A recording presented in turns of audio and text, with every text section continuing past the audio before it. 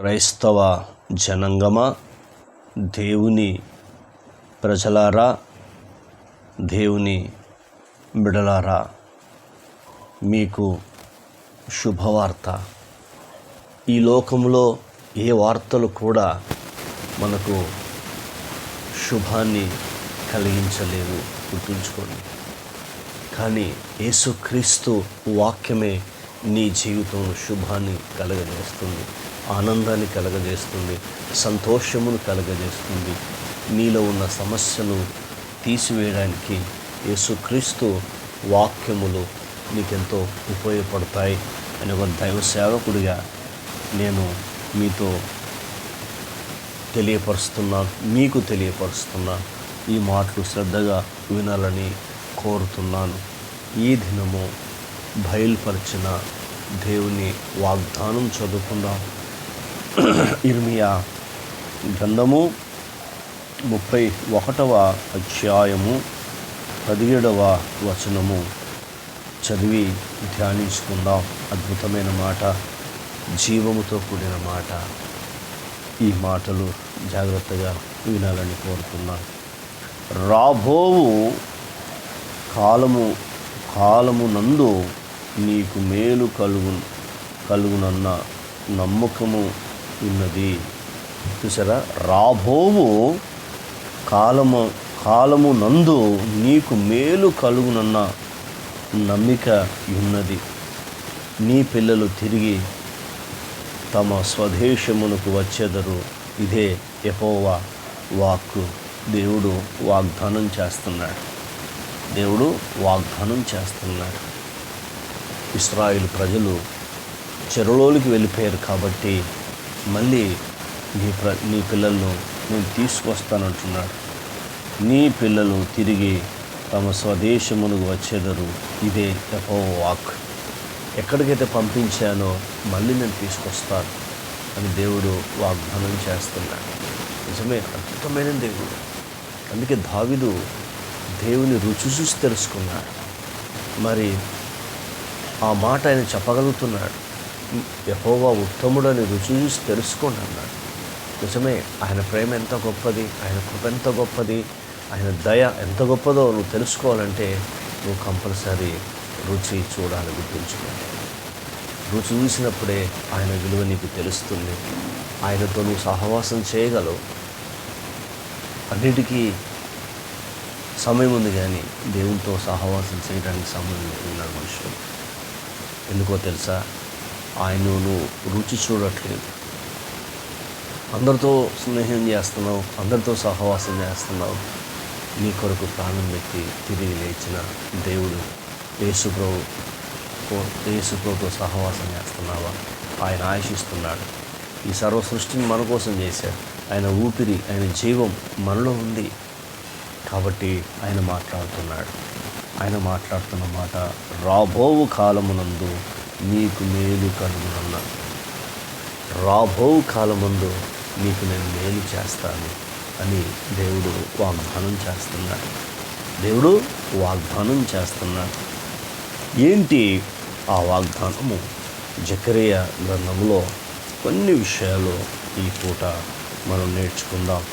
జకరియా గ్రంథము 9వ అధ్యాయంలో కొన్ని విషయాలు మనము ధ్యానించుకుందాం. అద్భుతమైన మాటలు ఇక్కడ దేవుడు రాసిపెట్టాడు. జకరియా గ్రంథము 9వ అధ్యాయము 12వ వచనం ధ్యానించుకుందాం. బంధకములలో పడి ఉండియు నిరీక్షణ గల వారులారా, మీ కోటను మరలా ప్రవేశించుడి.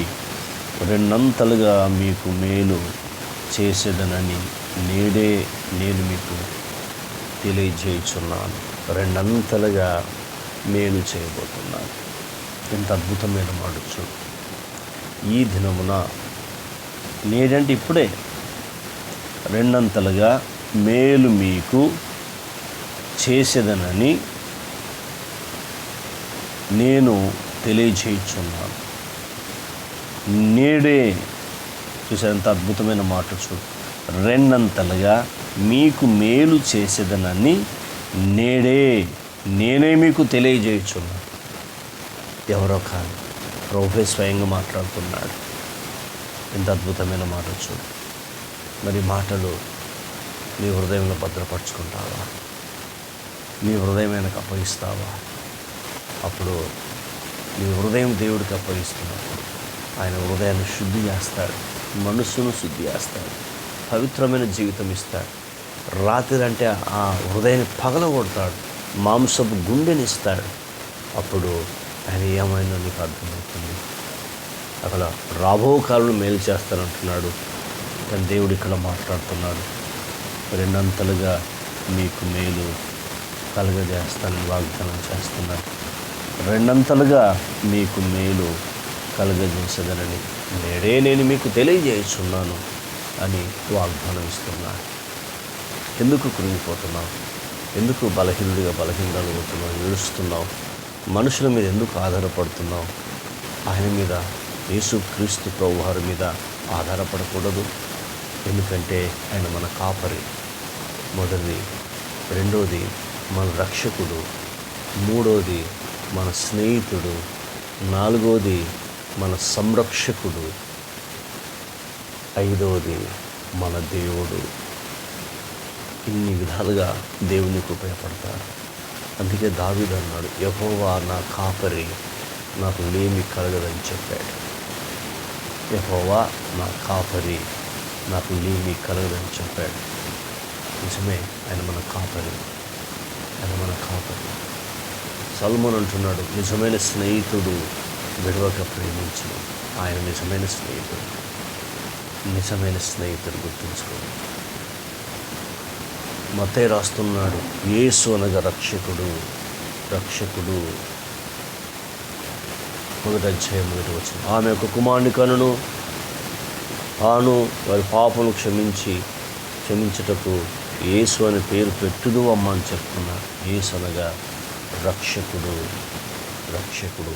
ఎఫెసు సంఘం రాస్తున్నాడు, ఆయన సంఘాన్ని పోషించి సంరక్షిస్తాడని రాస్తున్నాడు. ఎన్ని అద్భుతమైన మాటలు చూడండి, ఎన్ని అద్భుతమైన మాటలు. మనం పరీక్షించుకుందాం. ఈ మన స్నేహితులతో సహవాసం చేద్దాం, మన స్నేహితుల మీద ఆధారపడదాం. ఆయన మనం దీవిస్తాడు. ప్రార్థన. కన్న తండ్రి, నీకు స్తోత్రాలు. వినమాటలు దుష్టెత్తుకుపోకుండా సహాయం చేయి. ఈ మాటల ద్వారా మీరు మమ్మలను ధైర్యపరిచినందుకు వందనాలు. రాబో దినములలో నీకు మేలు కలుగునని ప్రభా నమ్మిక మీకున్నదా అన్నావు. రెండంతల మేలు నేను మీకు నేడే కలగజేస్తానని వాగ్దానం ఇచ్చావు. అందుకు కృతజ్ఞతలు చెల్లిస్తూ యేసు నామమున పొందినాం తండ్రి. ఆమేన్. దేవుడు మనందరిని దీవించి ఆశీర్వదించును గాక. ఆమేన్.